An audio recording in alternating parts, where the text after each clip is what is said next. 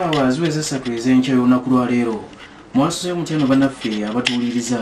ino 89 akatonyeza ennya Nabasa Fama ekiseera kya mawulire agali mu bujjuvu nga n'ogakusomera nze Julius Muvunya. Poliisi okuva mu kitundu ekya Busoga y'omwambuka mu disitulikiti y'e Kaliro ku kyali kiyitibwa eky'Ebuluuya etandise okubanga bw'etebuuliza akabenje akagudde mu luka gw'e Buluuya mu ggomba y'e Nansororo mu disitulikiti y'e Kaliro akaaviiriddeko omuntu omu okubanga bw'ati afa. Omugenzi yategerekese nga Jackson Lwigo ng'ono omusuubuzi w'ebyennyanja mu kitundu kino era nga yabadde ku pikipiki ekika kya Bujaj Boxer kw'asinziira okusobola okukolera emirimu gye namba UEB 8MF nga kigamba okuba nti ekimotoka ekyamukoonye omugoba wakyo yazizza kubuuza kigere ku muliro n'alukabulawo.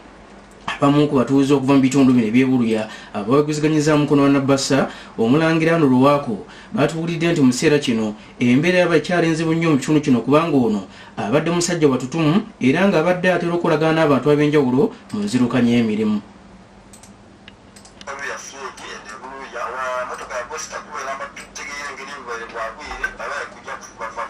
Kalino bajana waikuna waidudu abara kuva muno bona bana bali kujja side ni wabo sitawa yakubona ngonya ava ku pitch yatani ko kubaunsingira mu ibanga yago pitch yaje na motoka yajisika yajisula kusema to motoka yasigala ngai kwejira weje accident ezo kwa hanya wa Isheboloya omuntu agani biro yanga ali munfa etategere kekere sawa jina cyano y'omulimo babaye musoboze wengege nga musayino babaye afugenge keje accident yakwira no musanda sana arambere wene ne police eriwo abantu bangi mubungi aye yabaye kutukuwa kubabe aye nga kumuyite kamweta Jackson avuganga ngage kuno. Omwogezi wa poliisi okuva mu kitundu ekya Busoga y'omwambuka mu disitulikiti eno ng'ono ye Kasada Mike ategeezezza nga batandise okugenda mu maaso n'okuba nga tebabuuliriza ekituufu kyennyini ekividdeko akabenje. Abatuuze babadde abanyiikaavu Kire Salambwe kooneka ejjinja okuva ku kyalo kiyitibwa eky'Ebuziika ekisangibwa mu ggomba y'e Nabukalu mu disitulikiti y'e Bugiri bavudde mu mbeera ne baluka bukakana ku musajja atebeeza okubeera omubbi ne bamukuba okutuusa lwamuse ng'ondo kitegedde nti ye John Okero ow'emyaka 27. Abatuuze bategeezezza nti ono asangiddwa n'embuzi eziteebeeza okubeera enzibe kyokka mu kiro ekikeeseza olunaku olwaleero alabiddwako mu maka g'omu ku batuuze mu kitundu kino nga kiteebeeza okuba nti embuzi zino ezimusangiddwa nazo yandibanga gy'abadde alisomodde. Owa Nabasa Nayigaga Nasimu okuva mu disitulikiti y'e Bugiri yawegeziganyizza mukono abamu ku batuuze ne balooka babaka eb'enjawulo batangazizza. Ebuni etuncho ugire kutanga omwezi wa mwise luvannyuma lw'omwagana mu kigo sente kyavadde mu n'embuzi n'ababuziika munabuka Kitabu County Bugiri omwaka Okelo John mutabani wa muzeeyi ategeereka nga owoli w'ebuziika obuziika village. Ebuni etuncho nga twagana omwezi wa mwitiire kungira wano wali n'isaawa eno era ni poliisi n'atera otuukawo nga bamuteebereza kumwagana n'embuzi ebasibiire ku n'isaawa eno nga kisibisi ng'ali kwiza omwizi oyo bamwera Okelo John mutabani w'omusaadha Ebeto Woli mukyami wa Buziika nankanyana mudiga era n'isaawa eno wealambalira embuzi eriwo.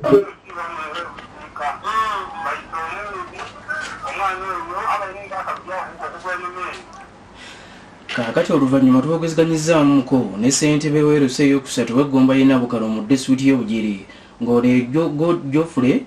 Kakaire n'aluka avumira ekyo ebikola bino ebyabatuuze okutwalira amateeka mu ngalo kyokka banjagidde abavubuka okusobola okweyongera amaanyi mu mbeera ey'okulaba nga bakola emirimu egy'enjawulo givaamu ensimbi okusinga okuloweza mu bubbi.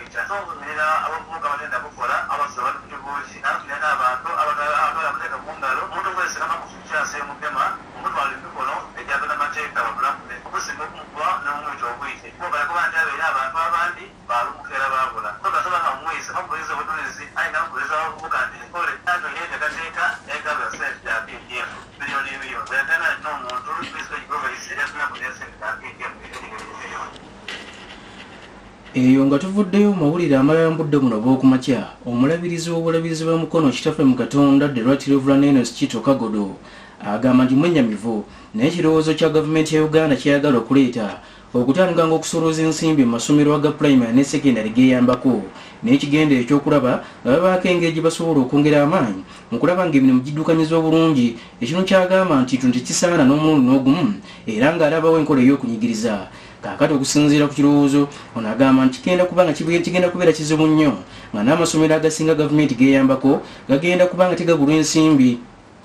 eziddukanya emirimu kubanga ekitongole ekyabazaakayo ki Uganda Revenue Authority ekivunaanyizibwa ku nsonga z'okusolooza omusolo kijja kuba nga kituta ensimbi zonna ng'eguli eri abakulembeze mu gavumenti z'ebitundu. Kaakati omulabirizi Enos Kito Kagodo agamba nti gavumenti yaakuna ensonga eno yandisaanye okuba nga bwetegivaako okuggyako ng'eyagala okuba nga bwetenyigiriza abantu ba bulijjo n'abayizi n'ebyenjigiriza bitandika okuba nga tebyo tubifereba. Okusinziira kuwona agamba nti mu kiseera kino ng'abakulembeze era n'abatwala amasomero agali wansi w'ekkanisa ya Church of Uganda batandise okubaganya ebirowoozo okulaba ng'engeri eno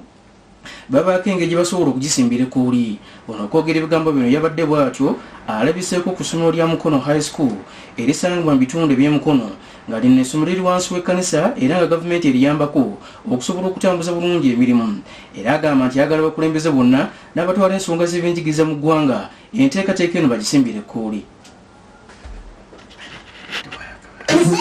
Era kino olina okutya kwange gavumenti bwegamba okusolooza emisolo okuba etiketi kyazikomi biyondi osanga bano abakanso nga bagamba sente wezigenda tezidda mangu kasente ez'amasomero zinagenda zitya zidda amangu abalala bakaaba sinadde ngamba ekyo gavumenti ekireke that's the truth asigamba bulye amasomero galina okuweebwa buweebwa so si kujjamu kubanga okuyigirizibwa gemaanyi g'eggwanga gemaanyi g'ekkanisa era yaleeta